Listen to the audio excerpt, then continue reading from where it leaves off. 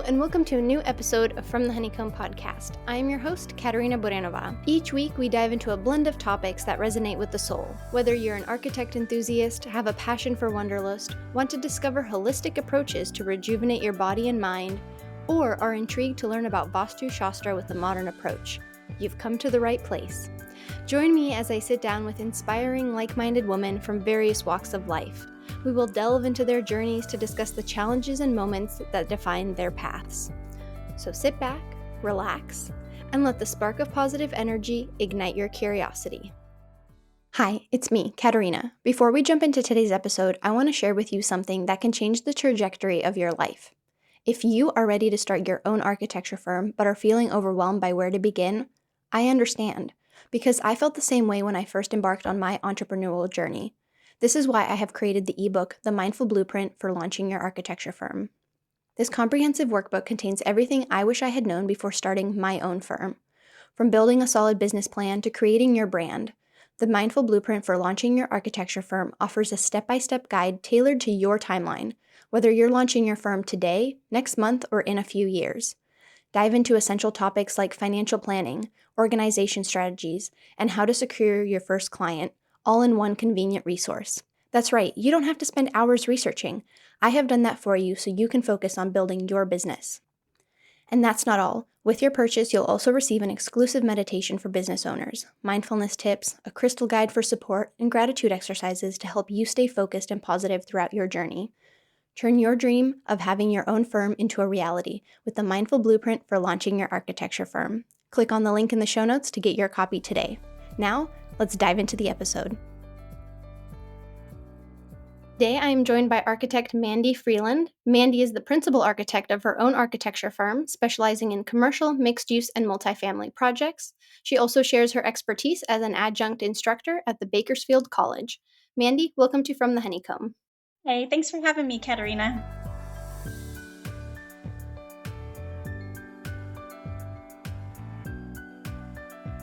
And as you know, we begin every episode by sharing something that we are grateful for in the present moment. So what are you grateful for? In the present moment, I just returned from the AIA conference. So at the moment, Yeah. I'm grateful for that time that I got to spend with friends and reconnect with people that live so far away from me. So that is always, I love that annual conference just to reconnect with everybody in person and see their face Oh, and give them a hug yeah. and spend time and catch up. I love that. No, I know. I'm bummed I couldn't go this year. I went last year because it was in California. We're both in California. So it was easier to get to. Washington, D.C. was a little out of the way for me this year, but that's so great. And I hope to go possibly next year in Boston because it's so great. Like there's such a community of architects. And I think now through like social media and podcasting and just like, and like the mental health summit, I know you were a part of that as well. Like connecting with all of these people virtually, but then to get to see them in person and like you said, hug them and be like, oh my gosh, like I can see you from the shoulder down and like talk to you. And it's like you have that virtual connection, but then in real life, it's just that step further. Yeah. One thing that I always think is funny is when you know so many people virtually and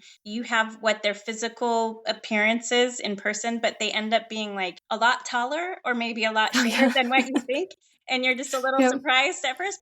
For me, I'm always imagining people taller. Yeah. Like you just seem like a taller personality or something, but so that's always like a fun surprise that you're like, or they're taller than you expect. And you're like, oh my gosh, how are you that, Yeah. just that whole, Yep. I didn't Yep. imagine you that way, but Mm-hmm. yeah, No, for sure. For sure. Like seeing it, it's almost like when 2D drawings come to 3D, like 3D life. It's almost like that. exactly. Yes. Yes. We can relate because we do that all the time. Exactly. Exactly. Just made me think of that. So that's really funny.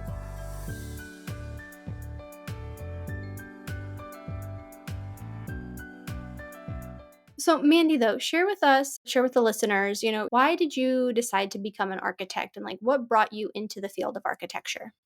So I have such a weird story. I don't think I really wanted to be an architect, but I love it now and I love what I do every Mhm. single day. And I'm glad that I chose this path. When I was in high school, my best friend and I wanted to do art school and we just loved creating things artistically. And so we're in California and Yeah. we live about an hour and a half north of LA. And Okay. when we were seniors, we decided, and like I love drawing Disney and I love that Disney Mm. magic and that feeling that the like Yeah. Disney movies and Disneyland, like the atmosphere, the feeling that it gave you. So I wanted to be a Disney cartoonist. And that was back Oh, wow. before like digital animation. It was the hand drawn stuff. It was kind of on that point where it changed over pretty quick, but it was still, hand drawn. Anyway, my friend and I went to an art school. We visited an art school in LA, and it was like in an urban area and not like the college atmosphere that we thought it would be. Hmm. So Yeah. we were actually a little scared, and we're like, maybe not. Maybe this is not the right path for us. But we did decide to she ended up going to school for landscape architecture. And I decided kind of that same thing, that I wanted to do something artistic and use my artistic skill, like passion. Hmm. And I thought architecture would be a way to create things and use the artistic skills that I keep saying skills, but like the passion. Not saying I'm great at it, Hmm. but you know what I'm saying. I really enjoy doing it. So using that and creating something physical that people could feel, and almost that same feeling that you get with like the Disney movies and the Disney, parks and stuff, is that it's an intentional design, that when you are in the space or in the movie, or, that you feel it. So I wanted to do that. I wanted to replicate that I could feel it. So Mm. I decided to go to my local community college, Bakersfield College. That's the same college that I am now an adjunct instructor at. So it's a little bit full circle for me, but I went there for my first 2 years. And then I actually thought that I would transfer, and it's kind of a long story, but I wanted to transfer out of state and just learn about places in architecture outside of California, because I was pretty familiar with Mhm. California. Mhm. So I was accepted to two other universities, and then I decided actually maybe this isn't the right path for me. So I finished my associate's degree in architecture at BC, Bakersfield College, and I decided to switch paths, career paths, and I decided to go into communications and public relations instead. Wow. So I That's took a pivot and I always enjoyed writing and stuff too. And I thought maybe this is just I didn't feel like I fit in to what the stereotypical architect or like the classmates, I didn't feel like I quite Mhm. fit, like it wasn't the right fit for me. So I wanted to find something that fit me a little bit better. And that I always encourage, students and anyone earlier in their career, explore everything that you are passionate about for sure, Mhm. and find the right path for you. And it doesn't have to be what you thought it was. You can always pivot. Mhm. So I took it. So I took a little pivot and I went to Cal State Bakersfield here, still in my town, and got a bachelor's degree in communications and public relations. But I really enjoyed learning about, it's more than just learning how to, so I use it in my business. I guess I'm just going to take a Mhm. shortcut to that, Mhm. advancing to the business part. In marketing and in sharing how you talk to clients, how you communicate internally, externally, how you interpret different, I mean, we learned about different cultural communication methods and respect and understanding and all of the kind of soft skills that you might not learn in architecture school. You might not learn actually working in firms, but I was able to learn that. And it has really helped me now in my path and having my own company, just navigating that. How do I reach clients? How do I communicate with them? How do I listen to them? And how do I find their values? And of course, how to speak. How to speak is one of the most important things that I learned in that one. In front of people, how to present your ideas, how to not be nervous. It's almost like acting school, the way that they teach you. It's you rehearse, rehearse, rehearse, and then you go and speak from what you know, and don't speak on Mhm. things that you don't know, and same thing with architectural presentations. Same thing when you're speaking to clients or presenting in front of, planning commission or anything. You need to be knowledgeable about what you're talking about first, and Mhm. then understand it so that you can speak calmly. And so I like to encourage also that everyone in architecture take time to learn how to speak in front of people. No, that's so important. Yes, and not let the nerves get to you. So No, that is so important, and that's something we don't it's that, like you said, soft skill that you don't learn in architecture school, and, I mean, there was a point, like, in studio when you're presenting a project, but you're so nervous, you're sleep deprived, you're hoping that the printer printed whatever you were printing or your model ended up being finished or your drawings, whatever it is, you're already so stressed, and then on top of having to, like, then present to, like, the critics, it's hard. And like, how do you learn those skills? So it's great that you ended up having that background, which I think is going to, already set you apart, and like you were years ahead on the communication skills, because it's so important. Like, you're right, you have to do a presentation of the project to, like, yeah, design review board at the city, or like a commission, like the California, we're both in California, so you've got the California Coastal Commission. And it's those are those soft skills that you don't necessarily always learn in architecture school. So it's great that you have that background, because I don't know how else without, like, for me, I've learned it through like podcasting, and I got my yoga teacher training certificate. That's how I learned how to speak in front of a room. And it's like, you kind of have to, like, I had to like look for these ways to, become a better speaker. But like, it's so great that you ended up having that background through your education as well. Yeah, and I encourage everyone to take, I don't know if they have, sometimes they have local organizations that can teach you, like Toastmasters used to be one, or that Hmm. they teach you how to speak in an impromptu way, just Okay. speaking, off the cuff, articulating your thoughts, speaking clearly. And also, one of the things that we see in architecture is speaking to your audience in the way that they understand it. And we Oh, do that. yes. We are educated as architects. We are knowledgeable. We do deal with very big legalese, words, Hmm. nomenclature. And sometimes when we speak to clients or speak to the public, we can't use those words and we can't use that way of speaking. We have to speak to the audience in the appropriate way that they can understand things. So it's more, Hmm. and it's not saying that you're less intelligent or anything if you do that. It's adjusting to the audience. So Hmm. there's lots of skills. I teach the students that too at Bakersfield College. So I teach first year students, but I actually teach a sketching class. I teach two sketching classes, hand sketching classes. Good. I love it that I get to use my art passion and minored in art history for a little bit with doing a different major other than architecture. I was able to diversify my education a little bit. So I was an art history major, and then I thought that was too soft of a minor to put on my my degree. So I switched to philosophy. So I would feel like I accomplished a little bit more than Mm. but anyway, I teach art history in the sketching classes, which is Mm. something that hasn't been done in this school yet. So it's a lot of fun. Plus, I think that teaching the architectural history is really important. It's a really important foundation for those getting in the architecture profession. So, No, absolutely. And it's amazing to hear that you're also teaching sketching, yeah. because I was just having another conversation with someone about, architecture school. And my first few years of architecture school, we were still hand drafting. By the time I was a third or fourth year, they completely went away with hands drafting. There was one sketch class you could take. It was like every fall semester with one professor, and it was you could only take it as a fourth or fifth year. And I'm just like the art of sketching, like, I know students are straight to computer, like, software now. So I love to hear that there's programs that are still incorporating sketching, because sketching is the foundation for architecture. It's what architects used to, we still draw every day, or when you're at a client meeting and you have to quickly sketch something up, you can't go to your computer. It's so important to have that skill of sketching. So I love hearing that, you're teaching sketching to first year students as well. Yeah, I think in my mind, and I learned hand sketching and computer drafting at the same time in school. And I still feel like that hand sketching lends so much to the design process, much more than before you start measuring things. You're going to lose a lot when you start in a computer program. You're going to lose a lot Hmm. of what the feeling is, like that feeling of Hmm. being in the space or the design intent or feeling and imagining the space in 3 dimensions before you put it in the computer.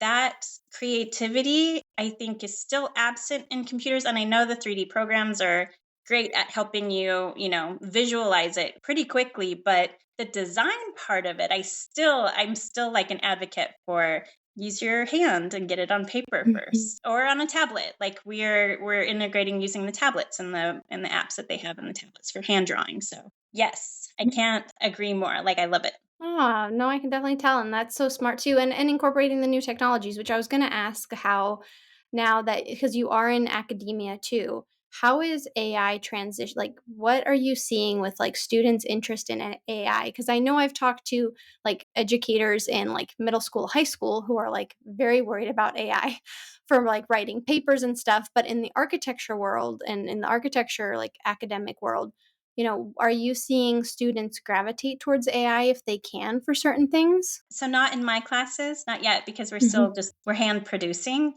And we haven't integrated the tablets yet, but we're hoping to integrate them soon. I use a Mhm. tablet. When I'm out in the field, I use a tablet because it's really easy to just create a PDF and send it off to a client. Or like, if, Mhm. you've got a Mhm. change in construction, then it's really easy to sketch it out on a tablet, rather than paper. But Mhm. it's just easy to produce something that you can email like right there. But that aside, we're updating our curriculum and our program at the college I teach, and I'm hoping to see the tablets integrated really soon, because if we don't, I feel like we're going to fall behind a little bit.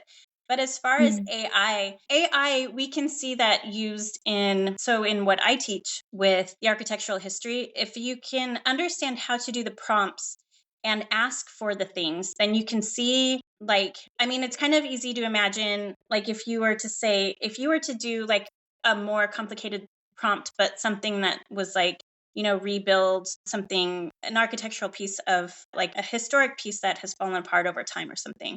But to see it in real life, or to see it maybe it should have been in color in the beginning, but the paint has faded away, but to see it, imagined in color. So seeing things that you can't see in real life, but intuitively AI can put the pieces together for you. So Mhm. doing that, we can integrate that better than what we could probably create ourselves, just because they can pull Mhm. in so many different resources and facts and things from history and put it together in something that we can see visually. So Mhm. that's good. Or like if you wanted to see something, I mean, maybe instead of researching, if you were going for a particular design style with certain elements of that particular style, you can incorporate the prompts into what you're looking for and have AI produce it for you so that you can kind of Mhm. get inspiration. I like using it. That sounds like a good way to use it as a tool like that.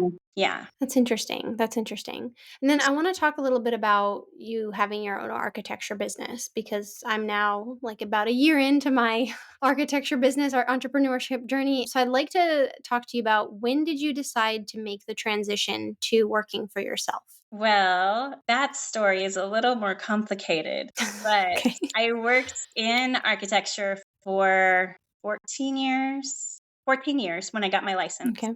And during that time, I was married and I had two children, and I did sort of the longer path of taking my time, while the children were little. I have two children, but while they were little, I focused on them instead of focusing on testing. Like, I would get my Mhm. license eventually, there was no rush. They're only little Mhm. ones. So, Yeah. just enjoy that time and don't push myself, to get the exams done and everything. But then when it was time, they were a little bit older. I got my exams all the way done and the AXP done and passed that California supplemental exam. Yay. Um, Yep.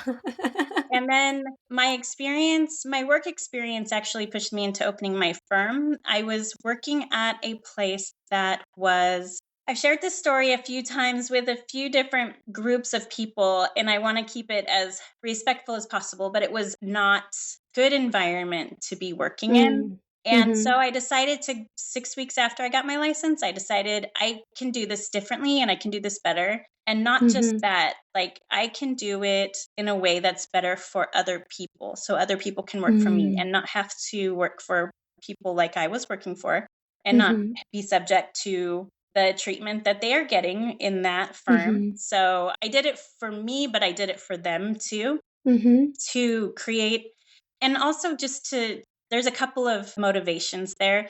One was, for sure, I knew I could do it by myself. I knew for Mhm. sure I could own my own company. I was the first women-owned firm in my town.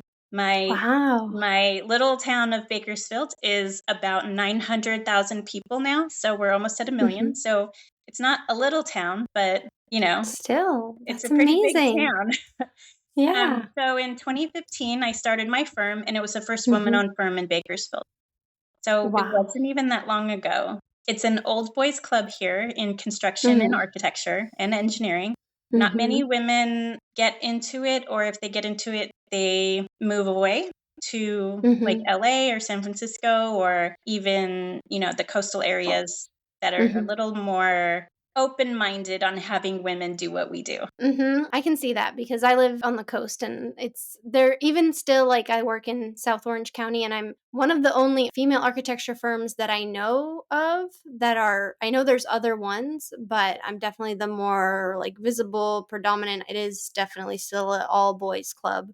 I think here too, but I can see where it's a little bit more open in certain areas than compared to where you live. So, but that's amazing that you opened up your own firm and were the first female run architecture firm in Bakersfield. Congratulations. Thank That's you. amazing. Yeah, and I wasn't that scared, and I knew the obstacles in front of me, and I also Mhm. knew, like, the extra training I had in doing communications of listening and being patient and understanding and learning from other people. And Mhm. I also knew the reputation that the architects had in town, that Mhm. maybe they were a little stronger on the egotistical side. And when I say that, it's not to be, completely negative. It's just to say that Mhm.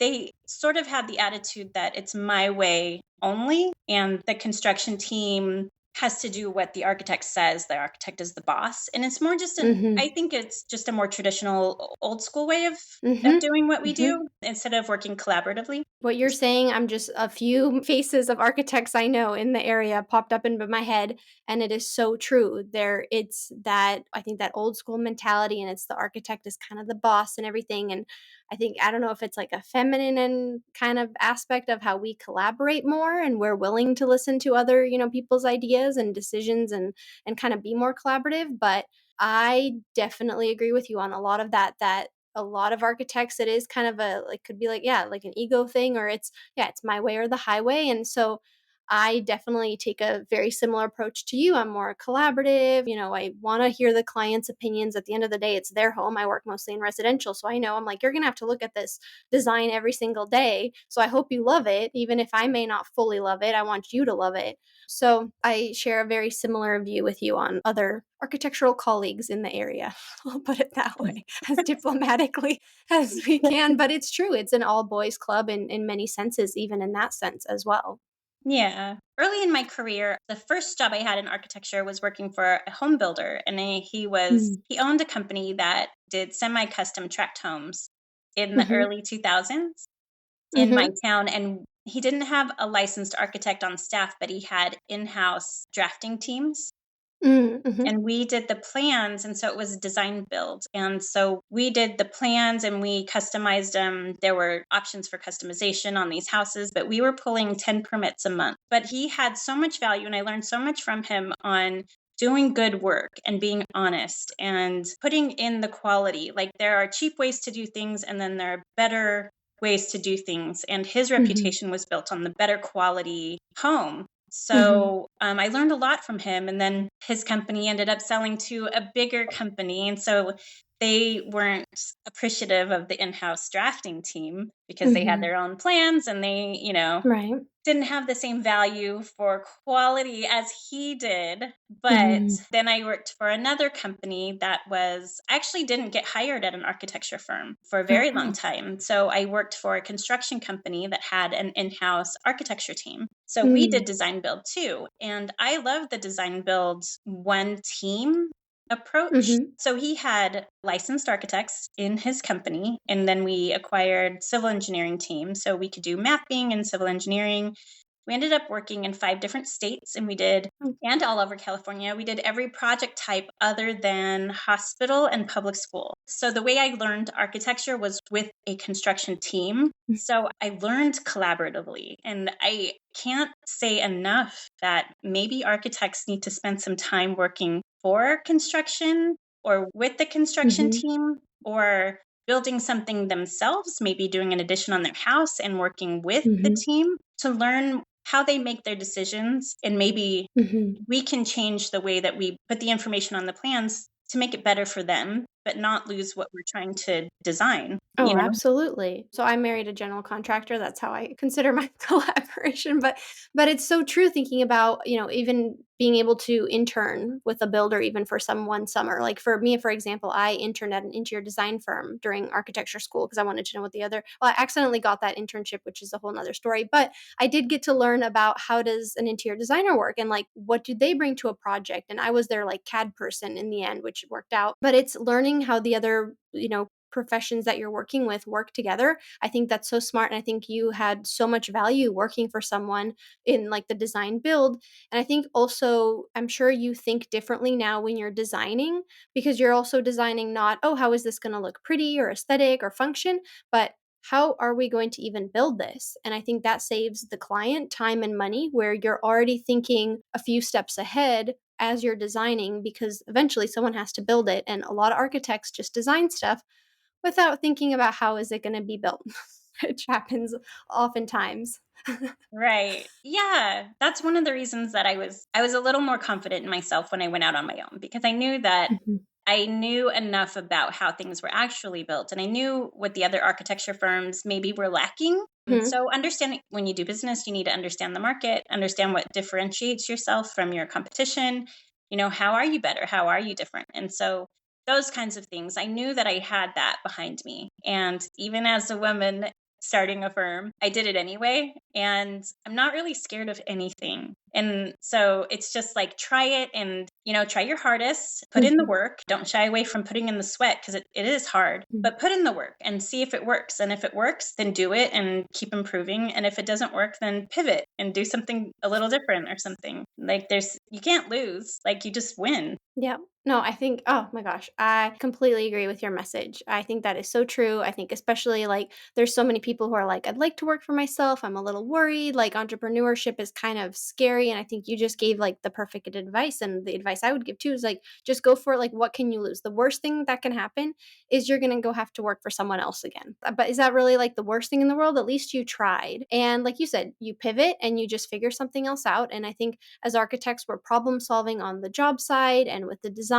So we're problem solving with, where that work is going to come. And it makes you kind of a multifaceted person as well. And I think it's really important too. Like, I think you also like diversifying your income. That's something I've been talking to a friend about, like when you are in entrepreneurship, and like for you, even being like an adjunct instructor, and like you're kind of in multiple things. And I think you can also do that when you work for yourself. You can kind of have one foot in this area, one foot in this. And it kind of also keeps things interesting, where it's not the same day to day. You're still working on whatever it is that you're working on. You kind of can have like a multifaceted career in within the realm of architecture. Yeah. And I have to give credit to, just because we're talking about that, learning leadership came with volunteering in AIA. That was something that I didn't have experience with in architecture firms or in the design build companies that I worked with. Being a leader in architecture as an architect didn't come until I really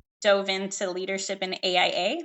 But Hmm. I've been doing it. I actually took this year off just to take a break and focus on my business and my family, Hmm. but I have been doing it since 2015. Like, the year that I got licensed, I got into AIA, and they voted me on as the local chapter president. And Yeah. ever since then, I've just been volunteering in different leadership positions. But with that comes, you learn how to run a nonprofit organization. You learn how to Hmm. manage teams that are different than managing architecture teams.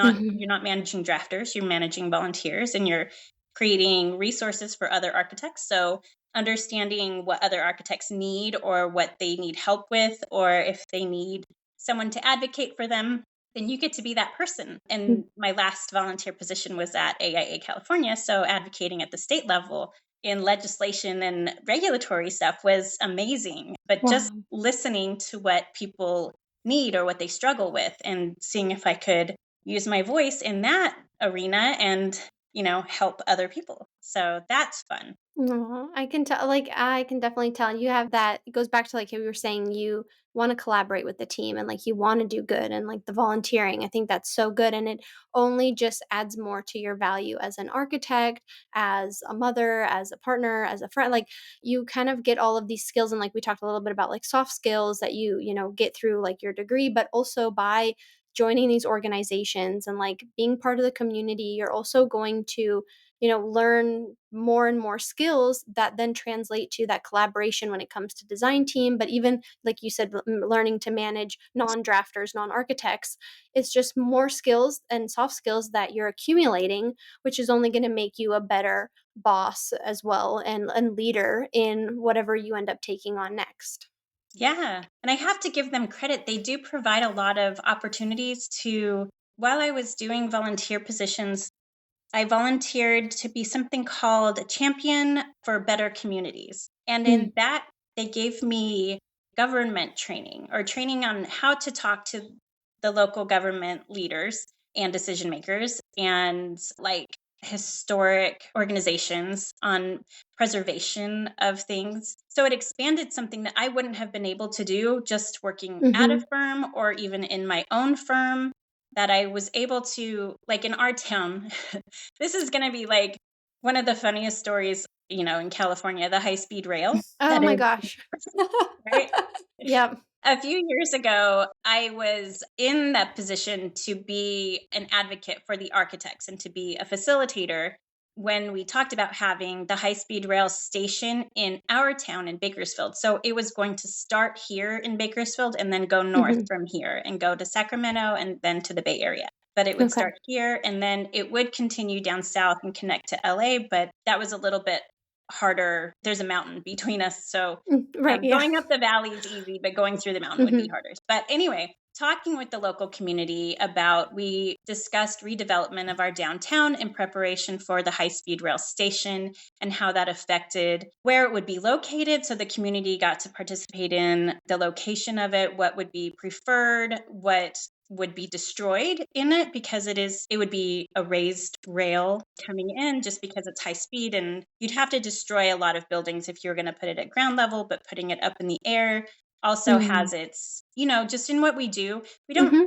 as architects, we don't really deal with transportation very much unless you No. specialize in transportation Yeah. or working with, communities at this level to see, how it affects communities at this level, unless you're doing, urban design or something.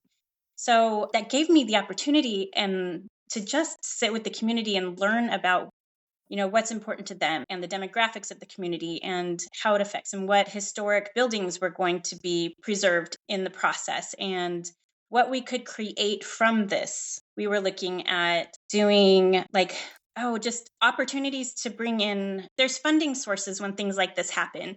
Mhm. And like our heritage in Bakersfield is that we had a lot of the Native American communities were here before we were. Mhm. And so Right. preserving that and bringing that and making a park with respect to sharing our history of the Native Americans that were here before us, that was an opportunity of something that you Mm. just don't get to do that kind of stuff unless you get No. that opportunity, right? So Right. even just that little volunteer thing opened up so many things for me. So now I'm at that level and I get called on by our local government to participate in community facilitation quorums and giving my opinion. And I'm still relatively young compared to the other architects in my town. To be able to give an opinion on that kind of stuff is amazing. And I wouldn't have had that opportunity if it wasn't for like AIA teaching me how to do that and helping me get that particular one. But just things like that is, I guess that story is just like, no matter where you're at, if you want to learn more, there's opportunities. It doesn't have to be AIA, it could be anything like volunteering or serving in like Habitat for Humanity or like your local Mhm. planning commission or your local historic preservation committee or something like that. It expands your knowledge and connects you, and if you're looking to do business, it connects you to people that you wouldn't have been connected to otherwise. Mhm. So true. So true.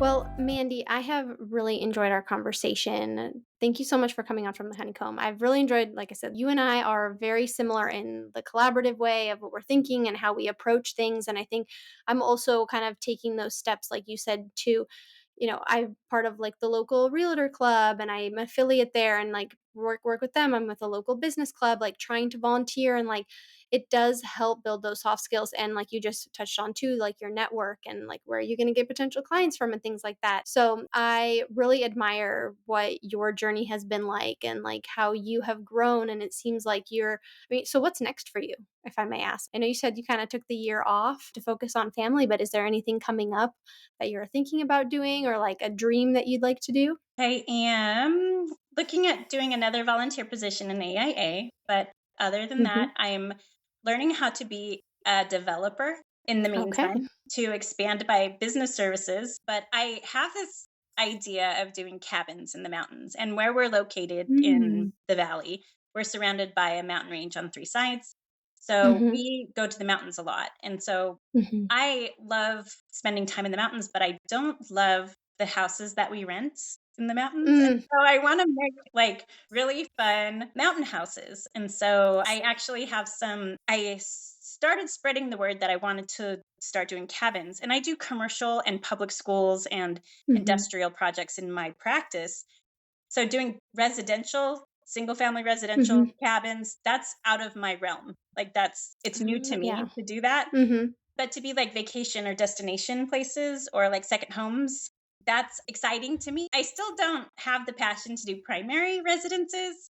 That's a little Mhm. intimidating to me, but I mean, kudos to you for doing that and Thank for you. everyone that designs houses for people. But just doing the destination location. So I have some clients and I'm working on some cabins in the mountains to kind of just navigate like how it's done and what you need Mhm. to know first. And then I'm learning how to, get investors and do the whole be the developer part. And Mm. so Mhm. I'm hoping to add to my business on doing architect plus developer services. Nice. Oh, I love it. I love it. I'm rooting for you. I think that'll be a fun next chapter in your career. And it's just fun. Like, it's Yeah. not I mean, it's fun, and of course, there's, like, it'll be a revenue source. It'll be Mhm. Of money. course. So, I mean, you don't do business stuff, like, to lose money. So, Yeah. there's always that, but I think it's so fun. So, Mhm. I don't know. But No. I also think, like, if you're hiring younger staff, those kinds of projects are fun for them to do, and it gives Absolutely. them a place to design things on their own, something that they don't have to have a lot of experience. Like doing public schools, you kind of have to have a lot of experience, Mhm. navigating that process and working with the districts and everything. But doing a house, people are pretty familiar with houses. And so that will Mhm. give them, like, one of the goals of having team members and having staff is to give them opportunities to develop their own portfolio. So I Mhm. think doing this will do that too. No, absolutely. Well, Mandy, thank you again for sharing your story. I'm rooting for you for this next chapter and just am in awe of everything that you have accomplished. And where can listeners find you? Well, they can find me on LinkedIn at Mandy Freeland, AIA. I'm on Facebook. I actually am a co-founder of Parents in Architecture, the group that is a supportive community for parents in architecture. They can find me on Instagram at mandy.freeland.architects. Other than that, that's pretty much how you can find me. Perfect. I'll provide links in the show notes. Mandy, thank you so much for taking the time. You're welcome. Thank you for having me. Thank you for listening to this episode of From the Honeycomb podcast. As we conclude, I want to express my gratitude for joining me in today's episode. I hope you have found it insightful and inspiring. If you enjoyed today's episode, please take a moment to rate, review, and click that like button so you never miss an episode. And don't forget to share this with your friends. You can follow me on Instagram at From the Honeycomb Podcast, and you can also further your support of From the Honeycomb by visiting the Patreon link provided in the show notes. Your contribution helps make more episodes possible. And lastly, don't forget to subscribe to my monthly newsletter, A Spark of Positive Energy, that comes out on the 7th of each month. Thank you so much, and see you next Friday.